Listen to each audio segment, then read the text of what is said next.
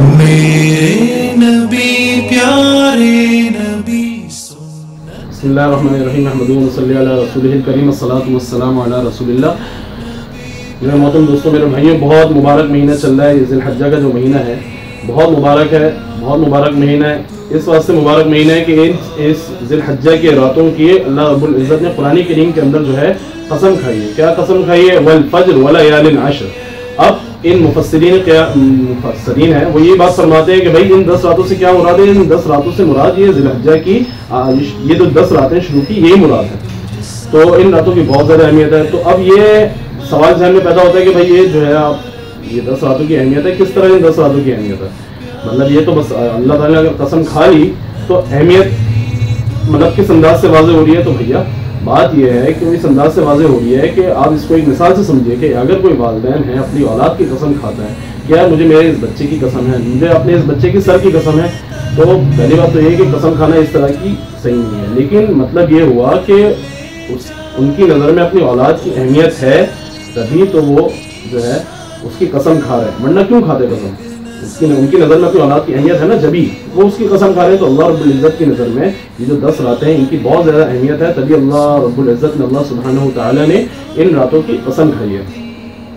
تو میرے محترم دوستوں بزرگوں، ان راتوں کی قسم کھائی اللہ رب العزت نے، اور ان راتوں کی یہ رات مبارک راتیں ہیں رمضان المبارک کے اندر جس طرح جو ہے وہ بہت زیادہ اہتمام، بہت زیادہ دعاؤں کا اثر بڑھ جاتا ہے، بہت زیادہ معاملات جو ہے اچھے ہو جاتے ہیں اور بہت زیادہ عبادات کو بہت فضیلت حاصل ہے رمضان المبارک کی۔ اسی طرح رمضان کے بعد یہ جو ذی الحجہ کی راتیں ہیں ان کے اندر جو ہے بہت زیادہ فضیلت حاصل ہے۔ ان راتوں، ان 10 دنوں کو، ان 10 راتوں کو بہت زیادہ فضیلت حاصل ہے کہ بھائی ان کے اندر عبادات کو بڑھا دیا جائے، عبادات کے اندر بہت زیادہ اثر پیدا ہو جاتا ہے۔ ان 10 دنوں کے اندر دعاؤں کو بڑھا دیا جائے، دعاؤں کے اندر بہت زیادہ اللہ تعالیٰ تاثیر پیدا فرما دیتے ہیں، اثر پیدا ہو جاتا ہے۔ تو ہمیں بہت اہتمام کرنا چاہیے کہ ہم جو ہے ان 10 دنوں اور 10 راتوں کے اندر خوب عبادات کریں۔ جو روزے رکھ سکتے ہیں وہ بالکل روزے رکھیں، بہت زیادہ اہمیت کے حامل ہیں۔ اب ایک حدیث کی طرف ہم نظر دوڑاتے ہیں کہ حضور نبی کریم صلی اللہ تعالیٰ علیہ وسلم نے ارشاد فرمایا کہ تم میں سے اگر کسی مطلب ذی الحجہ کا کوئی چاند دیکھ لے اور تم میں سے کسی کا اگر قربانی کرنے کا ارادہ ہو، قربانی کرنے کا ارادہ ہو، تو وہ جانور کی ذبح ہونے تک وہ نہ بال کاٹے اور نہ وہ اپنے ناخن کاٹے۔ یہ حضور صلی اللہ علیہ وسلم کی حدیث کا مفہوم ہے، آپ نے ارشاد فرمایا۔ تو میرے محترم دوستوں بزرگوں، اب جس ساتھی جن کا بھی جو لوگ ماشاءاللہ آپ دیکھیں جوق در جوق اللہ تعالیٰ نے یہ بہت زیادہ ہم مسلمانوں کو، ہم مسلمان جو ہیں بہت زیادہ اہتمام کرتے ہیں، ہم اہتمام کے ساتھ ہر فرض کو بجا لاتا ہے۔ یہ اللہ تعالیٰ نے ہم بھلے جتنے بھی کمزور ہو جائیں لیکن اللہ کے حکم کو الحمدللہ جو فرائض ہیں ان کو ہم بہت اہتمام سے بجا لاتے ہیں۔ کوئی آپ حج کا معاملہ دیکھ لیں، آپ قربانی کا معاملہ دیکھیں، مطلب ان بہت زیادہ مسلمان ان کو اہمیت دیتے ہیں اور کرتے ہیں، جو ذوق و شوق کے ساتھ کرتے ہیں پورے پاکستان کے اندر، اور خاص کر ہم تو کراچی میں رہتے ہیں تو ہم اس بات کو دیکھتے ہیں کہ بھائی یہ جو ہے یہاں کے ماشاءاللہ کراچی والے بہت اہتمام کے ساتھ قربانی میں حصہ لیتے ہیں اور قربانی کرتے ہیں۔ تو اللہ تعالیٰ ہم سب کی قربانیوں کو قبول فرمائے جو قربانی کرتے ہیں۔ تو یہ مسئلہ بیان کر دیا گیا حدیث کے اندر کہ بھائی جو بھی قربانی اگر کر رہا ہے تو وہ جو ہے نہ بال کاٹے اور نہ وہ جو ہے ناخن کاٹے جب وہ ذی الحجہ کا چاند دیکھ لے۔ تو میرے محترم دوستوں، ہمیں اس بات کا اہتمام کرنا چاہیے کہ جو ہے جب حدیث میں یہ بات آگے تو ہم حدیث پہ عمل کریں، اور کوشش پوری یہ ہو کہ چاند نظر آنے کے بعد جو ساتھی قربانی کر رہے ہیں تو وہ اپنے ناخن نہ تراشیں اور جو ہے بال جو ہے نہ کٹوائیں۔ اب اس کے اندر بات یہ پیدا ہوتی ہے کہ بعض لوگ ایسے ہوتے ہیں جن کے ناخن تھوڑے سے بڑے ہو جاتے ہیں تو وہ بہت زیادہ مطلب جھنجھلاہٹ کے شکار ہوتے ہیں، اور تھوڑا سا مطلب بعض لوگ ہوتے ہیں، بعض لوگوں کی نفسیات ہوتی ہے، اللہ تعالیٰ نے ہر ایک کی نفسیات کو الگ الگ رکھا ہے نا، تو ہر کوئی اکثر لوگ برداشت کر جاتے ہیں، لیکن بعض لوگ ایسے ہوتے ہیں برداشت نہیں کرتے، ان کے تھوڑے سے ناخن بڑھ جائیں، ان کے بال بڑھ جائیں اضافی بال، تو وہ برداشت نہیں کر پاتے، تو وہ کہتے ہیں اب ان کے لیے پریشانی ہوتی ہے، اب وہ اس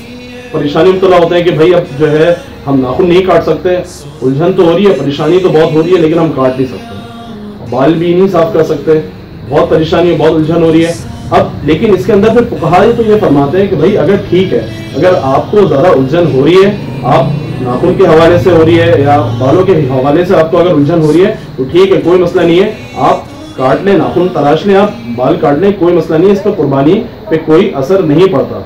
اگر نہ کاٹیں تو بہت افضل ہے، آپ حاجیوں کی مشابہت آپ کو مطلب یہ کہ آپ کو مل جائے گی، آپ بالوں مطلب ایک حدیث کا عمل ہو جائے گا، حضور صلی اللہ علیہ وسلم نے ارشاد فرما دیا لیکن اگر بالفرض اگر ایسی معاملات ہو گئے کہ بہت زیادہ پریشانی کے شکار ہے، کوئی آفس جانا چاہ رہا ہے، اب وہ ظاہر سی بات ہے آدمی جاتا ہے آفس کے اندر جاتا ہے تو اپنے آپ کو بالکل صاف ستھرا رکھ کے جاتا ہے. بعض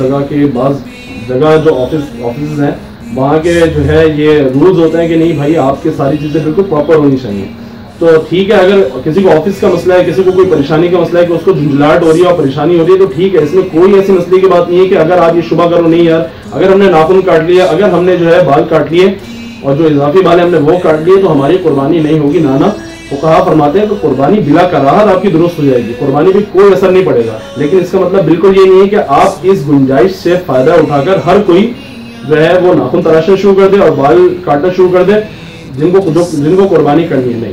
یہ صرف معذور لوگوں کے لیے، معذور لوگوں سے مراد یہ کہ جن کو عذر ہے، جن کو تھوڑی پریشانی ہوتی ہے، جن کو جانا ہوتا ہے، یہ ان لوگوں کے لیے، ہر ایک کے لیے یہ اصول اور یہ جو ہے ضابطہ طے نہیں ہے. ٹھیک ہے، تو ان تمام چیزوں پہ عمل کرنا چاہیے. اور ہمیں پھر دوبارہ وہی بات کہ بھائی یہ مبارک راتیں چل رہی ہیں، بہت حسین لمحات اور بہت حسین راتیں چل رہی ہیں،